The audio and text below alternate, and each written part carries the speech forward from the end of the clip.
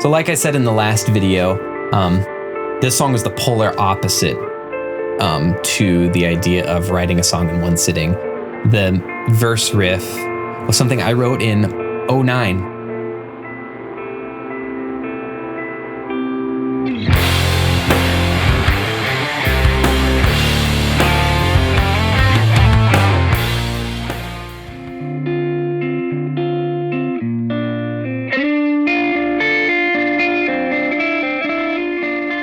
Apparently, Bo, I didn't know this, had the riff written for like 10 years or something like that. For not knowing what to do with it for that long, it really came together to be a pretty cohesive, good song. I've just struggled for years putting a song around that riff. I mean, I can't remember how many things I've tried. And then one night, again, it's just like, well, time to put the guitar on and just see what I write this night. And all of a sudden, I don't know, I was just in a really chill mood and came up with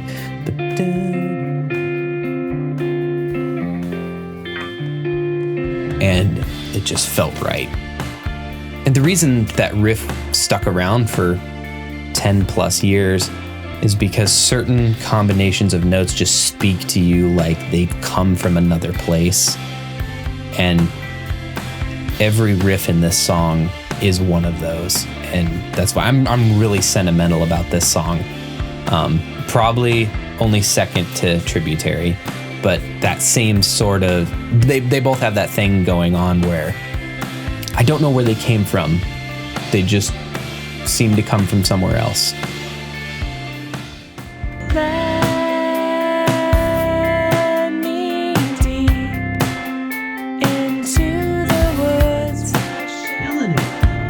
Jen's vocals on this song,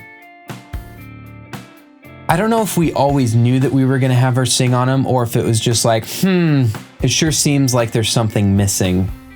But once they were written and once I heard them, it was like, I cannot go back to picturing this song without them. I love them. Bo actually wrote them and just had me sing them. And so I'm pretty unbiased when I say that they are the special sauce for this song. They kind of make it. And I had a lot of fun singing them. Also really appreciate Bo with his producer hat on, because he was able to make me sound better than I thought I could. And I'm not saying I'm a great singer, but just objectively speaking, it sounds better than I thought I could sound. Just little things like maybe my tone was kind of funny, and so he'd say, try, singing lower in your throat or higher in your throat, or, just little things like that were easy changes but made really all the difference.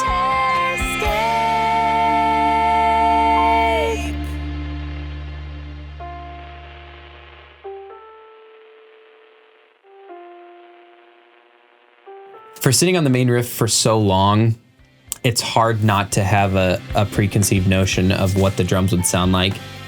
And I kind of had a vague notion of what they would sound like. But I didn't want to tell Ben that because, I don't know, I just find drummers know what they're doing. It's their craft. Let them do what they do. You're never going to like it at first, but you give it time and you'll realize it was probably the right decision. This song, all along, I had imagined the drums being halftime of what Ben played.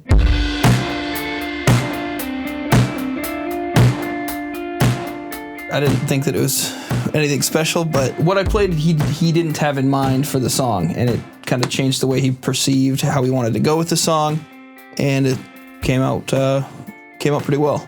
As soon as he started playing, I just thought, yes, that's perfect.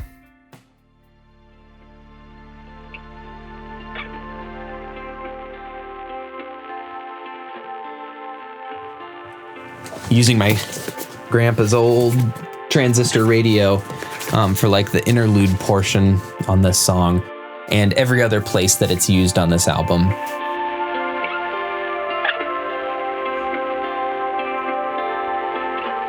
There's a dreaminess and almost like a quality that feels like a memory about fuzzy lo-fi sounds to me, and that's sort of what the sections that feature this radio are supposed to convey, is taking you to that like other place that the music seems to feel like it's coming from, and just sort of forcing you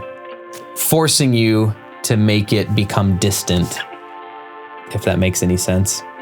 When we wrote the interlude to this song, so there's the mellotron flutes that are on this track, and originally I was just going to play an actual flute, but just to compose it or write it, I thought, well, I'm just going to use my keyboard, because I'm a visual person and I can see the keys laid out and kind of, track melodies that way.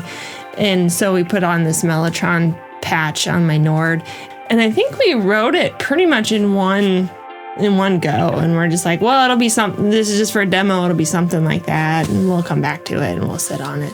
And then we put that over the final, and we're like, I don't think we want to change it.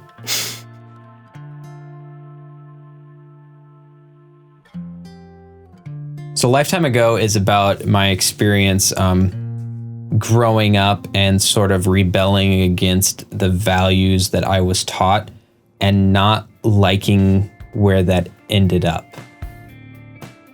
That's where the metaphor comes from, of just like, there was a time when I only went where the path would lead, until eventually I decided to make my own path, and it led me into the woods. Specifically, what it's about is me being, at my core, I'm really just a truth seeker, and I can be a bit independent in that. And the idea of being under the authority of something to an independent thinker is a really repulsive thought. And I think that's why I rejected the Bible so vehemently in a good portion of my adult life. And I more or less came to the end of the best I could do and realized that I wanted nothing to do with it anymore. It seemed like all along the way, every value that I had started to hold dear eventually conflicted with some other value I was allegedly holding dear. And at the end of the day, for me, the Bible ended up being the only thing that described reality the way it actually seemed to be. And so I really was repulsed by the idea of being under its authority until I realized that it's sort of like thinking back to childhood and thinking like, oh, those were the days we were all happy and innocent, and realizing what enabled that. It was being under my parents' authority, not having ownership or responsibility over what I was doing, and just being completely free to exist in that state. And so for me, placing myself under the authority of the only thing that could make sense of life for me was just really an act of liberation, not an act of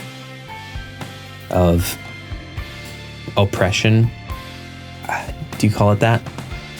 Or what I feel like possibly makes my relationship with the Bible unique, probably not ultimately unique, I think there might be other people like this out there, is that I believe it in spite of the fact that I desperately wish it wasn't true.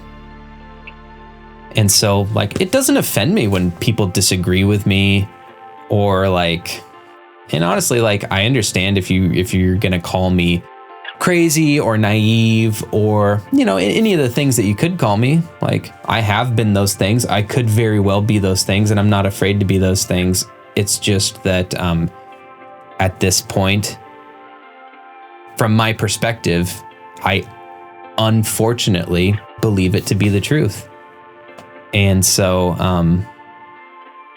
I'm not setting out to like change anyone's mind or anything like that. It's just that like, hey, we should feel comfortable to talk about these things. And if we truly loved each other and we're on the same page and agreed that we just want to come to the truth, it should be easy to talk about these things.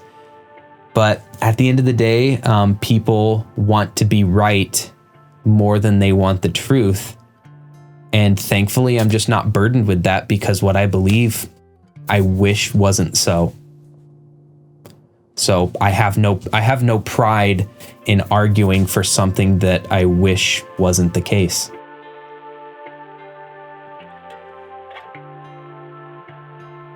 It's hard to say, but I think this is maybe my favorite song on this EP. This and the last track. That's a toss-up. That's a hard one. But this one's always very special to me, and I think a lot of it has to do with the last part of the song, how that all came together with the different layers. The outro of this song is one of my favorite moments of the album, just because laying down the vocals, I had time to pause and think like, okay, that was all fine, but how can I take these parts up a notch or do something different on this? And belting it at the end was a lot of fun, and I felt like it was the right decision. But I really love the noodly, math rocky guitars at the end. That was an afterthought. I just felt like there was something left, somewhere to go. It's really fun to be in the moment and like, now is the time to be done with these songs and wrap them up. We're recording them, and you've like committed to, they're fine, they're finished. Done is better than perfect. But sometimes when you're free to know that the song is done, ideas just come to you, and that math rocky guitar part was one of those. Yeah, it just really ends the song on a really cool vibe. And it's always been pretty special to me.